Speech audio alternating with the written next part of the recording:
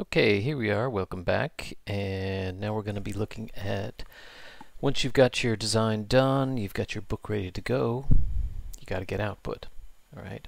Now we could take the InDesign file along with all the images and the fonts that you use, take all that down to the printer, but it's much easier to save a high-resolution PDF, takes the whole document, embeds the images and the fonts into that file, and then you only have to deliver that file to the printer. Okay? But you can't edit that file once you've done it, so you have to make sure that you check your spelling, make sure everything is correct before making that high-resolution PDF. It's also a great way to make a low-resolution PDF that you can send to somebody else and get approval on that or get their comments or something. All right?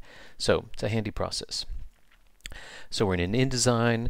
We've got our book complete, and I'm going to go to the File menu, down to Adobe PDF Presets. Say that 5 times fast. I'm going to go to the PDF X1A-2001. Okay, a friend of mine, much smarter than me, told me this is the easiest one to use. Okay, so asks me for a file name, asks me where I'm going to save it. I'm going to put it into my job folder. All right, and now we get this big complicated dialog box. Now it looks like an awful lot of stuff, so you need to be careful of which you make sure you change the things you need to change.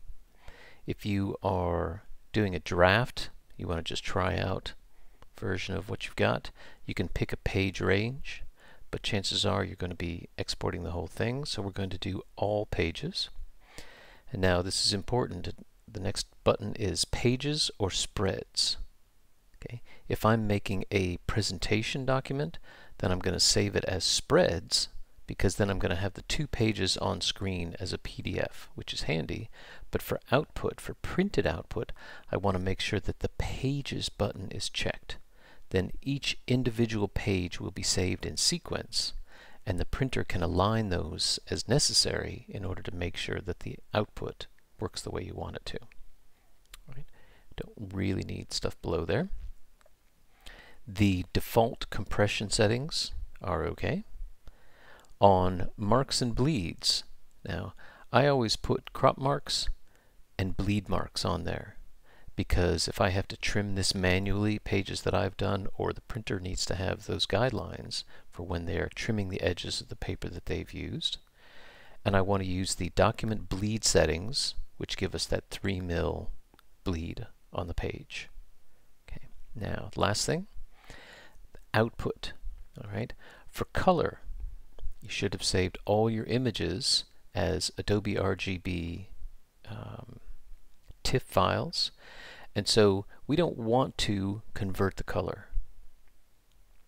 We want to leave that in the way that we've set it up. And then if you're doing high quality digital output, the printer will use their machine to convert the numbers to the profiles that match their paper. All right. So this is an important thing. Sometimes you need to check with your printer in advance and say, hey, what kind of color conversion do you want if I'm bringing you a high-res PDF?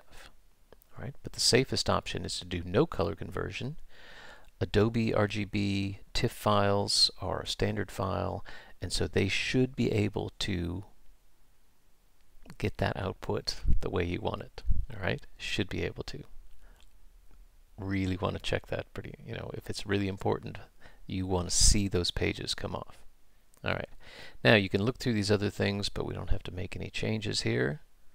All right, so now, oops, let me go back because I don't want to sit here all day.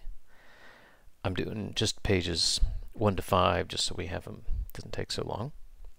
And I will hit the export button, and it will churn away and it'll process all that and save those files, and bing, pops up pretty quick. And so you can see in the corner of the paper page, those are the marks where the paper needs to be trimmed. You can see that each page is placed individually, not in the double page spreads, and then those can be aligned properly for output. So there you go, creating a high-resolution PDF to output your book to a digital printer. All right, see you next time.